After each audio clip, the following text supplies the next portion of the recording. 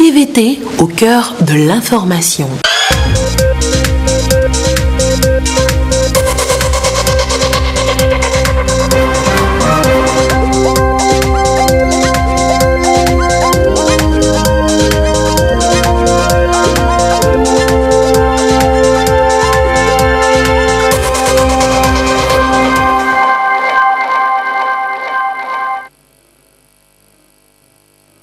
Bonsoir à tous et bienvenue dans cette édition. Au sommaire, nous serons appelés dans les plateaux pour découvrir ensemble le nouveau visage du marché préfectoral inauguré ce jour par Tchegan Yawadi Bori. Restez avec nous pour en savoir sur les caractéristiques du nouveau marché. Nous parlerons également de ce nouveau concept baptisé Camp du futur, ses attributs et ses avantages, surtout pour les agripreneurs. Nous irons à Kara pour en savoir davantage avec Nestor Mouzou de la mode. On en parle également avec un avant-goût de la soirée FIMO 228. Amoureux et amoureuses de la mode, vous serez servis en fin d'édition. Et voilà pour le sommaire. Bienvenue aux 20h. À la primature ce matin, le chef du gouvernement, commissaire Classou, a conféré avec Aliou Dia, représentant résident du PNUD au Togo. Ce dernier a fait le point des travaux du laboratoire d'installation basé dans les locaux de l'Institut onusienne à Lomé,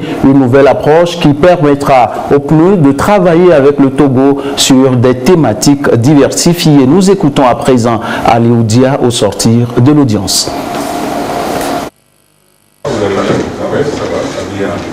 Le PNUD a mis en place 60 laboratoires d'accélération à travers le monde et le Togo bénéficie d'un laboratoire d'accélération qui est actuellement basé au PNUD. Il y a un staff qui a été recruté et nous sommes en train maintenant de travailler là-dessus. Et l'ancrage institutionnel qui est à la primature, donc il fallait que je vienne rendre compte au Premier ministre des travaux qui sont en train d'être faits à travers ce laboratoire d'accélération, mais surtout discuter avec lui sur la date officielle de lancement du laboratoire d'accélération que nous avions pensé faire en janvier, mais compte tenu un peu des circonstances, nous allons reprogrammer le lancement du laboratoire d'accélération après les élections. En gros, le laboratoire d'accélération, c'est juste une approche qui va permettre au PNUD de travailler avec le gouvernement sur des thématiques qui sont assez diversifiées. Là, nous avons lancé 3 challenges sur lesquels nous sommes en train déjà de travailler, sur la construction durable, sur les questions de villes durables, comment on doit repenser nos villes, quelles sont les nouvelles approches qu'on doit mettre en œuvre pour avoir des villes intelligentes, des villes durables. Le deuxième challenge que nous avons lancé, c'est tout ce qui est la gestion durable des déchets. Vous savez que nos villes grandissent, il y a beaucoup de populations qui viennent, qui s'installent en ville, donc il y a un problème sérieux de gestion des déchets. Donc est-ce qu'on doit continuer à gérer nos déchets de la même manière? Est-ce qu'on doit apporter de l'innovation dans la gestion des déchets? Le challenge que nous avons lancé là-dessus, c'est de voir quelles sont les nouvelles solutions, les nouvelles approches qui nous permettent, en tout cas qui permettent nos mairies, nos communes de pouvoir gérer les déchets de manière efficace et de manière beaucoup plus durable. Le troisième challenge que nous avons lancé, c'est tout ce qui est lié à l'octroi des pièces d'état civil.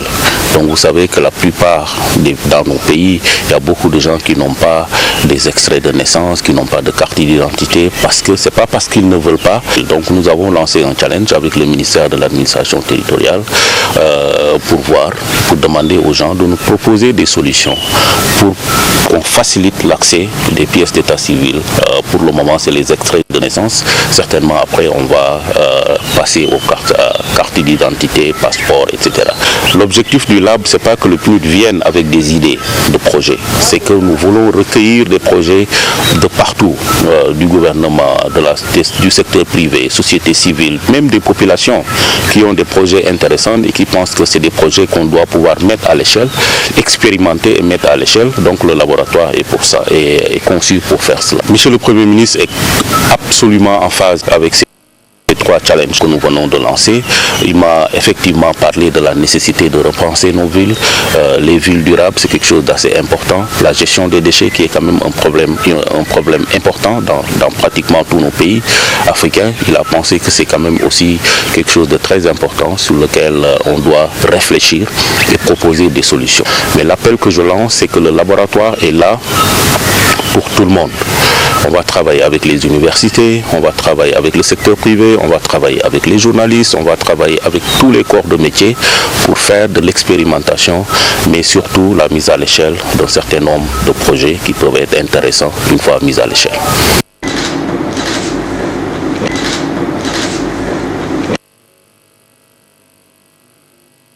La suite de cette édition à Lomé, les attentions étaient focalisées sur le nouveau cycle de financement des projets du secteur de la santé. Le gouvernement et ses partenaires, en initiant ce cadre, veulent donner une nouvelle dynamique sur le modèle de financement et surtout améliorer la qualité des prestations. Les résumés de la rencontre de ce matin avec Carmen Madjé à Kako.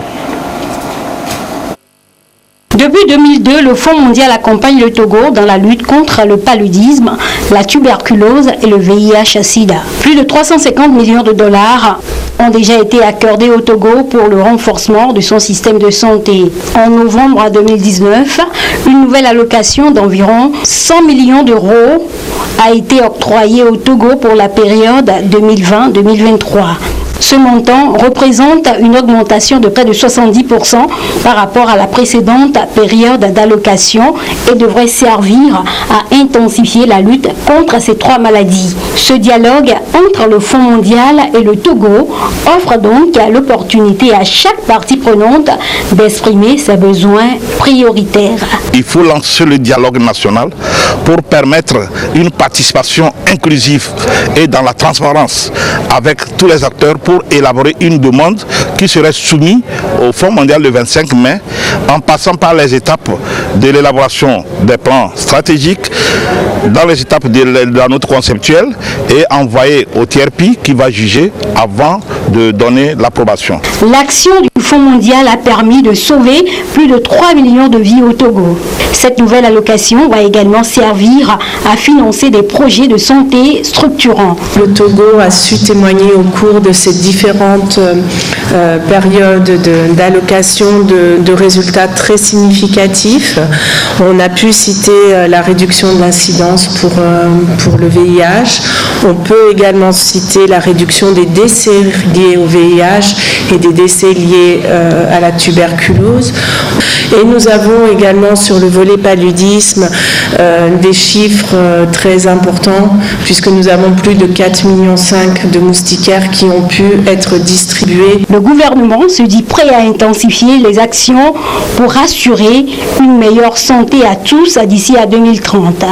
Le dialogue national pour l'élaboration des notes conceptuelles à soumettre au Fonds mondial est donc lancé. La politique nationale de santé, mise en œuvre à travers le plan national de développement sanitaire, PNDS, repose ainsi sur la vision d'un Togo où tous les individus, tous les ménages et toutes les collectivités bénéficient d'un accès à des services de santé préventifs, curatifs, réadaptifs de qualité, sans aucune forme d'exclusion. Je souhaite pour ce dialogue un maximum d'échanges d'expériences, de savoir-faire et de réflexion pour mettre en lumière les questions essentielles liées au VIH-Sida, à la tuberculose et au paludisme dans notre pays. La coordination nationale des projets financés par le Fonds mondial CCM Togo est citée en exemple dans la sous-région. Les partenaires techniques et financiers en sont fiers et se disent prêts à accompagner le Togo pour relever les autres défis liés au VIH-Sida, la tuberculose et le paludisme. L'actualité toujours au plan national. Le ministère en charge de la communication dote ses directions rattachées de matériel roulant pour plus d'efficacité dans le travail. Le déroulé de la cérémonie de remise dans ce compte rendu de Lucassi. Du matériel roulant pour les médias publics. 6 voitures acquises au profit de la télévision togolaise, Radio Lomé et Kara. 4 pour la TVT et 2 pour les 2 autres organes. Elles seront déployées dans les antennes de l'intérieur du pays, notamment à Dapan, Kara, Sokodé et à Tapamé. Ce matériel va permettre désormais aux agents de la TVT de répondre spontanément aux couvertures médiatiques.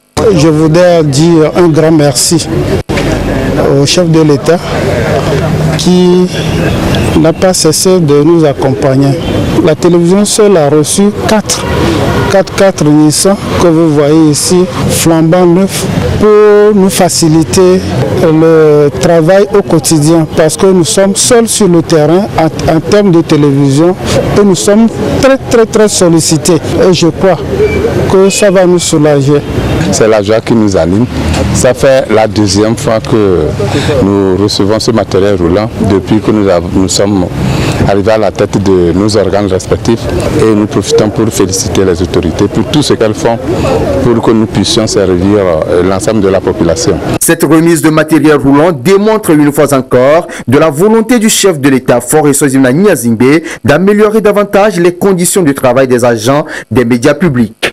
Un acte de plus pour professionnaliser le travail des médias d'État. Déjà, la rénovation et l'équipement des studios de la télévision togolaise, l'acquisition de nouveaux matériels techniques et la construction d'un auditorium bien équipé en sont les preuves. À cela s'ajoutent les tests votés à l'Assemblée nationale pour ériger ces médias en office afin d'offrir de meilleures conditions de travail aux agents. L'État est en train de prendre les dispositions pour créer les conditions, de très bonnes conditions pour que vous puissiez travailler convenablement. Pour les gens des médias, la qualité première, c'est la mobilité. Aujourd'hui, je suis très heureux de vous transmettre ou de vous remettre tous ces véhicules que l'État, le chef de l'État et le chef du gouvernement ont bien décidé d'acquérir pour la télévision, la radio, à top et autres, pour que tous ces moyens de déplacement se retrouvent dans les différentes antennes. Tout ce matériel acquis à la veille de l'élection présidentielle du 22 février prochain va aider les médias publics bénéficiaires à être autonomes dans leurs déplacements et à produire un travail efficace dans le contexte de cette échéance électorale. Quel est le bilan à mi-parcours après l'introduction dans le système d'enseignement primaire et secondaire, l'utilisation des TIC? La question était au centre des débats entre acteurs de l'éducation. Cette semaine, les conclusions à retenir avec Carmen Madje Akapou. L'enseignement technique se modernise. Une nouvelle stratégie est définie avec l'UNESCO pour rendre ce secteur de formation plus professionnel. Le projet CAP-ED a donc été lancé en 2017 à cet effet.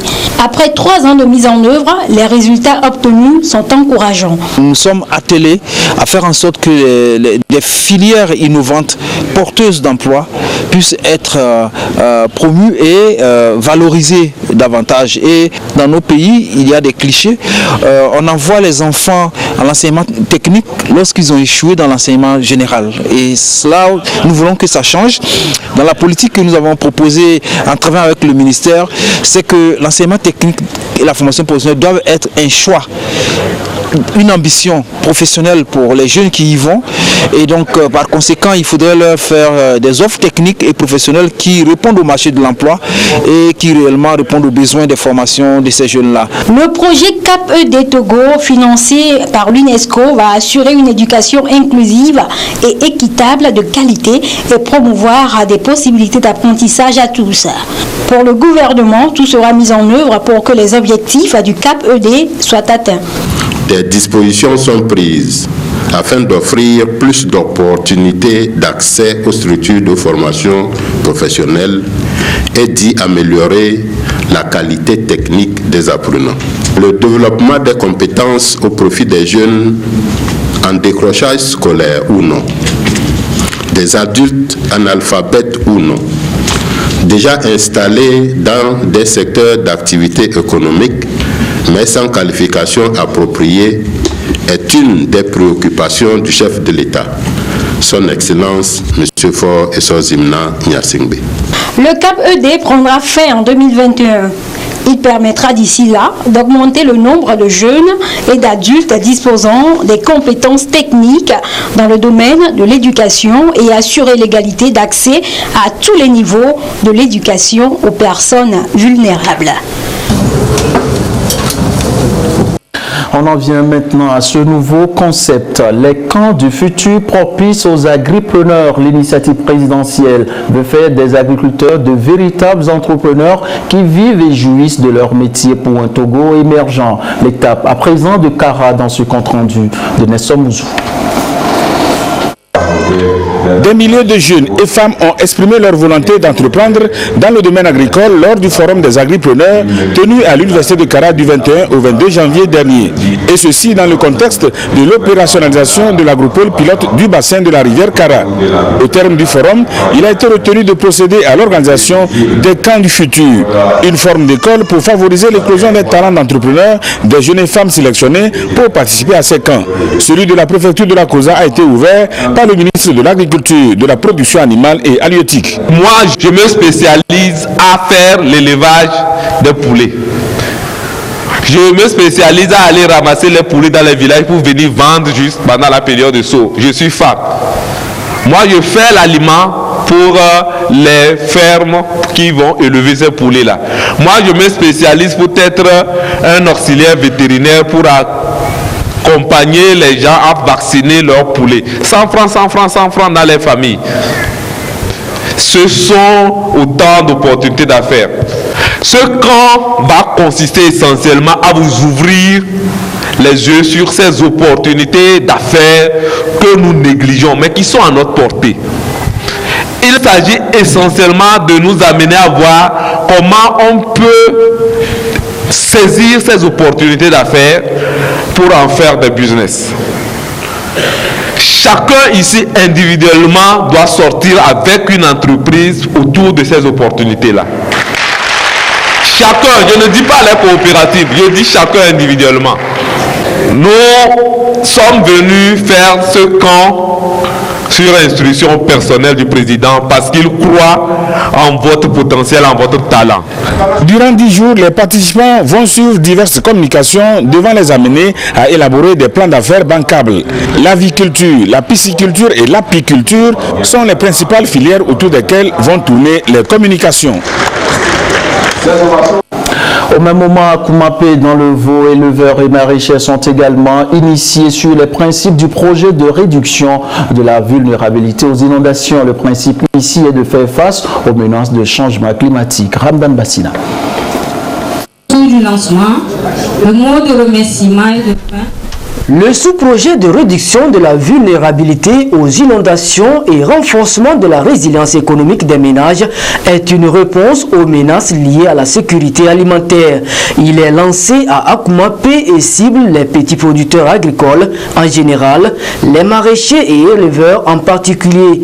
Ils pourront bien faire face aux effets des changements climatiques. C'est une grande occasion pour nous, population de Vaud et particulièrement d'Akoumapé, de dire un sincère merci au chef de l'État qui a accepté que ce projet couvre notre zone aussi. Ce projet que nous venons de lancer va contribuer beaucoup au développement du milieu et surtout à la résilience et va lutter aussi contre la pauvreté. 11 sous-projets communautaires ont fait objet de signature de convention. Celui d'Akoumapé va coûter un peu plus de 100 millions de francs CFA exécutables sur 36 mois. La coopérative des maraîchers et éleveurs de cette localité a bénéficié de l'appui de l'association marraine du monde rural.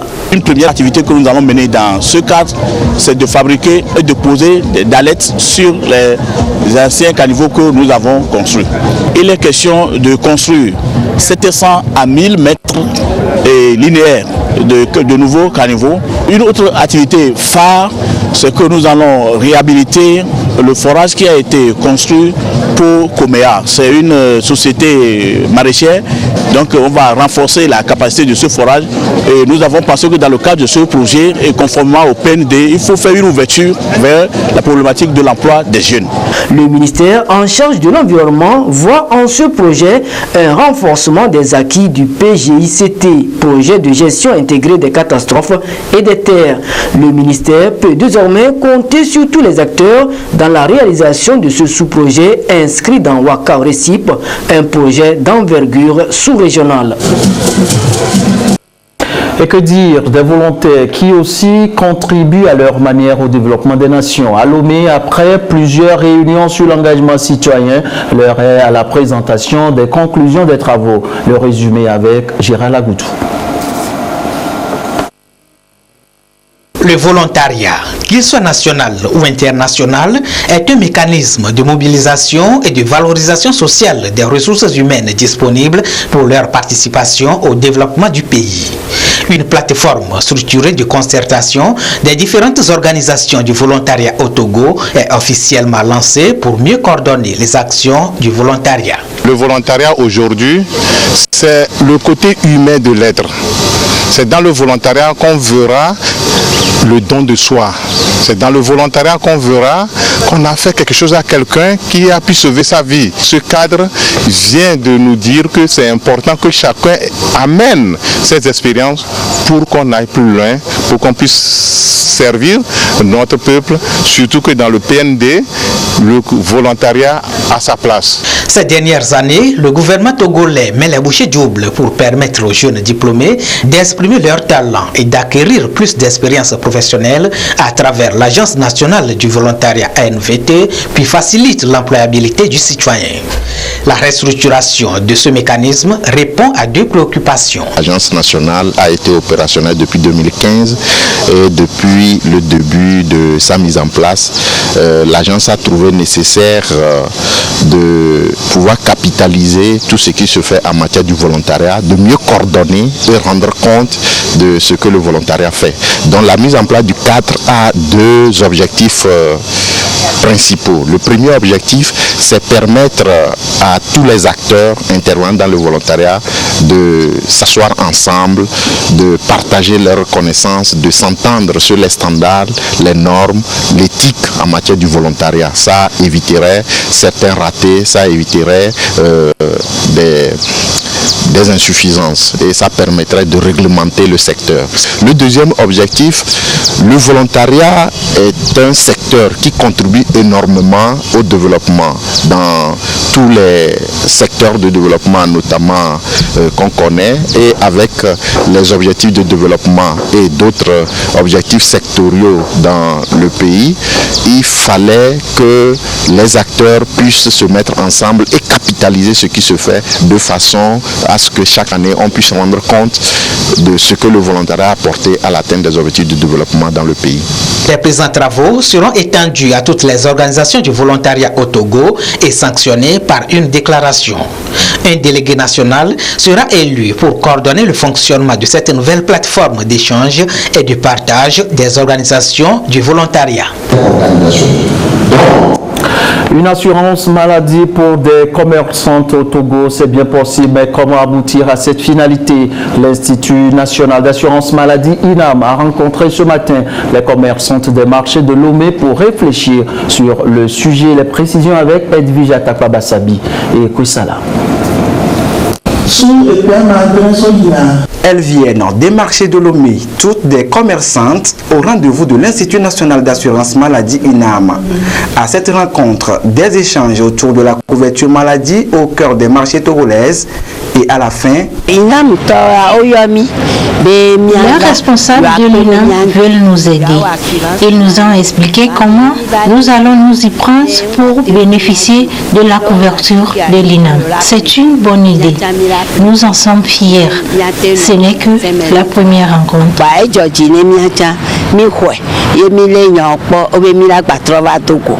Je suis vraiment intéressée parce que je ne suis pas encore assurée. J'ai bien reçu ce qu'ils ont partagé avec nous. Et puis je vais aller discuter avec les autres membres de notre association. Je fais partie d'une association au niveau d'Agbadahonou. On va en discuter et puis ce qui va s'en sortir, après ils vont nous rappeler.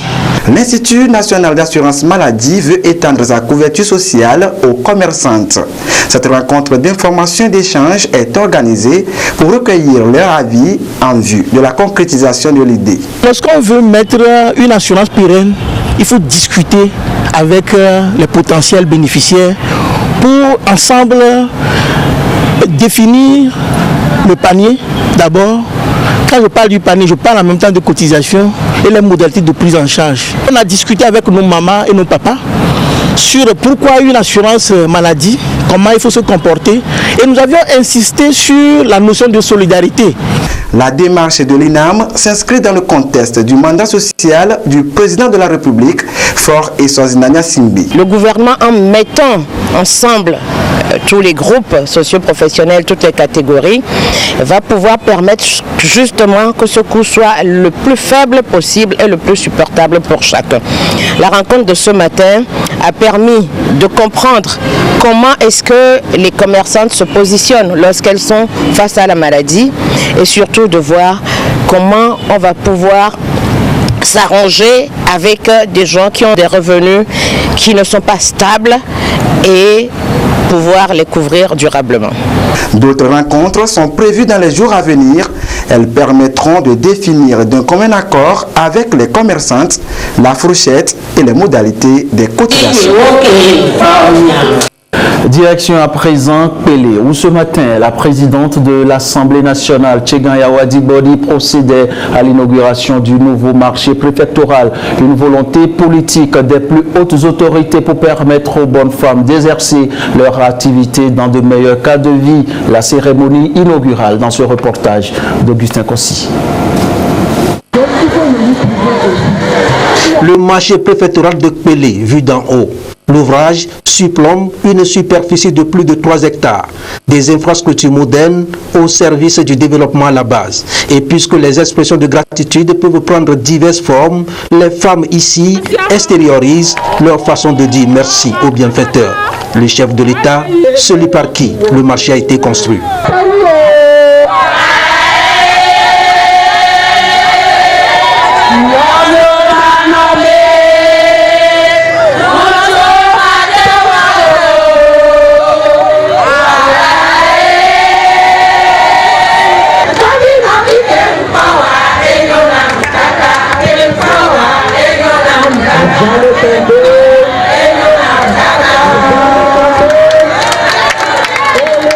Je voulais tout d'abord remercier notre président de la République de tout ce qu'ils nous ont offert.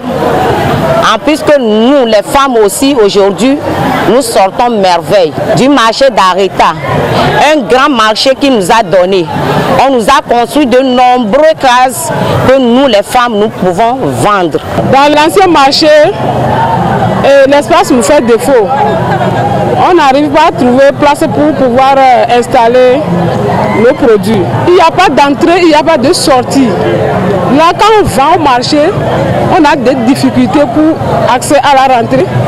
Heureusement que le gouvernement nous a aidés à créer un nouveau marché. Ce marché est tellement large. Nous disons un grand merci au président de la République, aux initiateurs de ce projet. À la suite de ces femmes, la Fédération des chefs traditionnels de la localité pour les mêmes expressions de reconnaissance.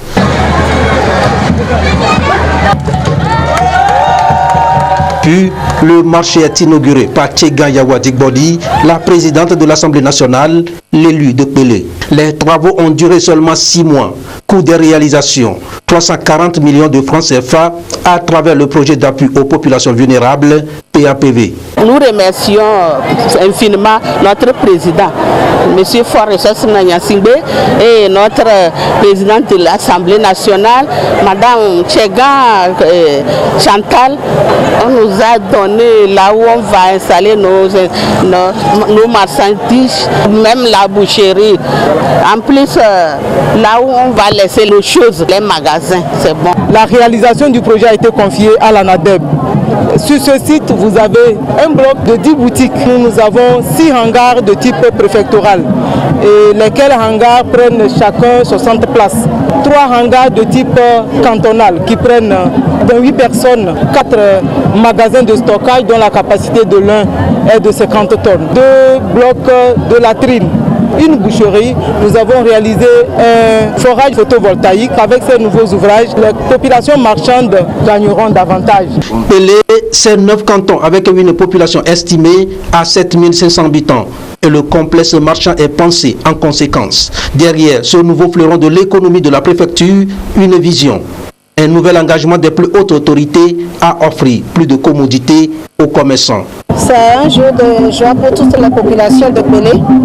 C'est avec beaucoup d'effervescence, d'allégresse que toute la population de Pelé ont participé à cette inauguration du marché préfectoral. C'est à mettre à l'actif du gouvernement qui, dans sa politique de potentialisation des populations togolaises et de mise en place des infrastructures socio-économiques pour booster le développement, a choisi de construire dans les localités des marchés à compétence préfectorale pour pouvoir permettre de centraliser l'essentiel de l'activité économique à des points précis.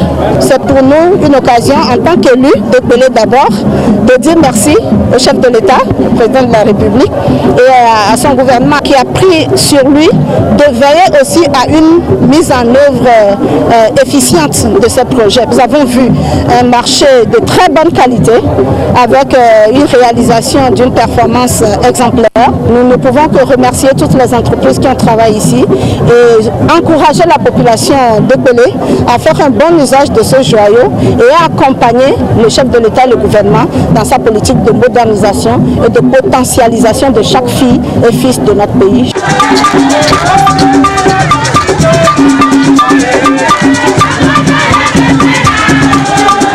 En demi-mot, ce nouveau marché constitue un levier pour l'accroissement des activités commerciales, un appui du gouvernement à la communauté de Pelé pour la promotion des infrastructures socio-économiques de base. À la suite de votre édition, les fidèles musulmans de Fudokoui à Togblekopé ont réceptionné ce jour une nouvelle mosquée, séance tenante. Ils ont prié pour la paix avant, pendant et après la présidentielle du 22 février prochain. Issa Karouna et Medina Salani. C'est le nouveau cadre de prière des fidèles musulmans du quartier de Zobégan, du village de Guénoukopé, canton de Togblekopé. En plus des 5 prières quotidiennes, c'est également ici qu'ils accompliront celle de vendredi Juma. La mosquée Atakoa est un don de l'ONG Al-Wifak qui rapproche ainsi le lieu de culte des fidèles. Avant, pour prier, nous faisons des kilomètres pour la prière de vendredi.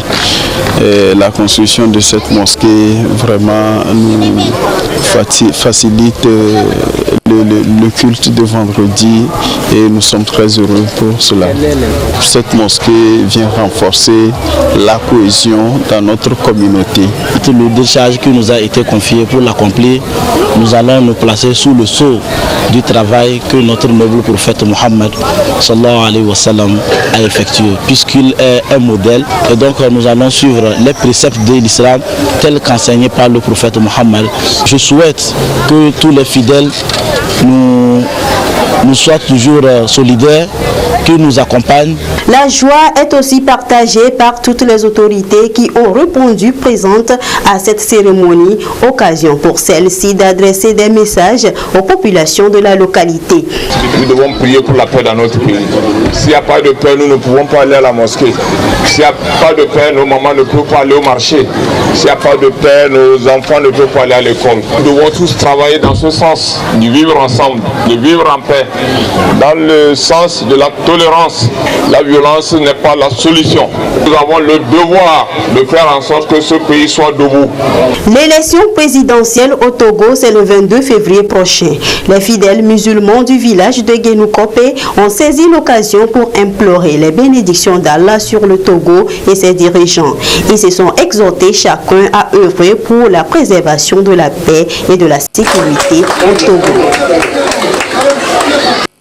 La banque panafricaine Ecobank remercie et honore sa clientèle. Elle vient à cet effet offrir des cadeaux aux plus fidèles. Sandra Ziagbi. Des heureux gagnants, Ecobank, la banque panafricaine, en a encore fait à ce deuxième tirage de grande campagne de mobilisation des ressources 2019. Une manière pour Ecobank de remercier ses fidèles clients. L'exercice de base constitue à augmenter de façon exponentielle ses avoirs en soldant mensuellement son compte d'un montant minimum de 500 000 à 1 million de francs CFA. Le regagnant du gros lot part avec un billet d'avion Lomé-Paris-Lomé, en plus des frais de valise et de la carte prépayée d'Ecobank d'une valeur de 1 million de francs CFA. Nous félicitons pour tous les efforts qu'ils font à l'endroit de la clientèle. Donc, je ne peux que les encourager au nom de M. Bassari Touré, le gagnant de ce présent. La Banque panafricaine veut aussi promouvoir davantage ses produits et services tout en exprimant sa gratitude à sa clientèle. C'est vrai, comme on le dit souvent, on ne peut pas danser et s'apprécier. Alors, ce tirage est pour nous un test pour voir encore une fois la confiance que nos clients nous font. Vraiment, c'est avec un grand plaisir que nous constatons que la fidélité est toujours là. C'est pour marquer notre gratitude envers nos clients qui nous font confiance depuis plus de 30 ans déjà.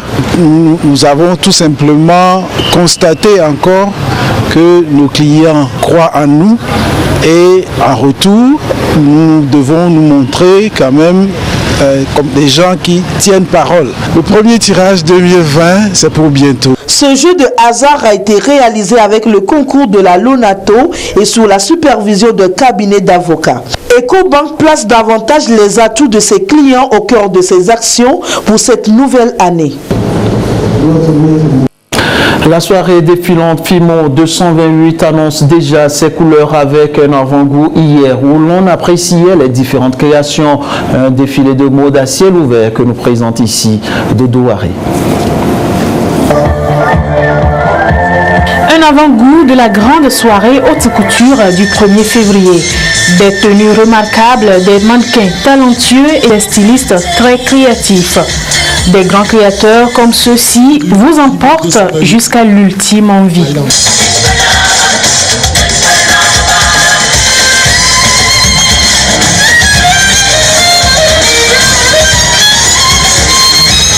J'ai beaucoup apprécié le défilé de ce soir et ce que j'apprécie tout particulièrement, c'est de le faire dans la rue.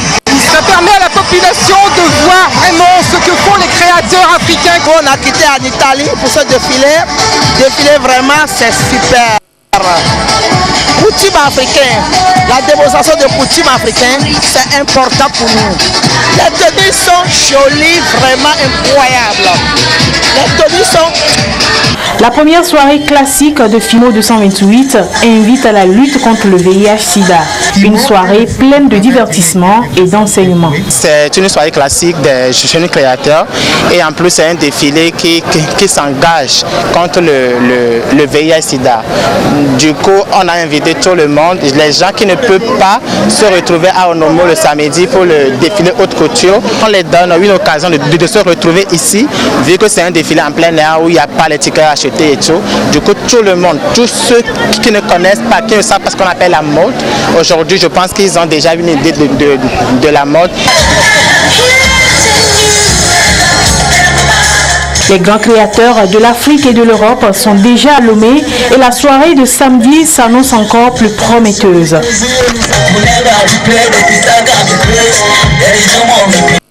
Et ce communiqué de la CET avant de refermer cette édition, la direction générale de la compagnie énergie électrique du Togo informe son aimable clientèle que suite à une panne survenue sur un ouvrage de la CEB à Lomé-Port ce vendredi 31 janvier 2020 aux environs de 13 h, la fourniture de l'énergie électrique connaît des perturbations dans la zone portuaire et ses environs. Les équipes techniques de la CET et de la CEB sont à pied d'œuvre pour un retour de la situation à la normale.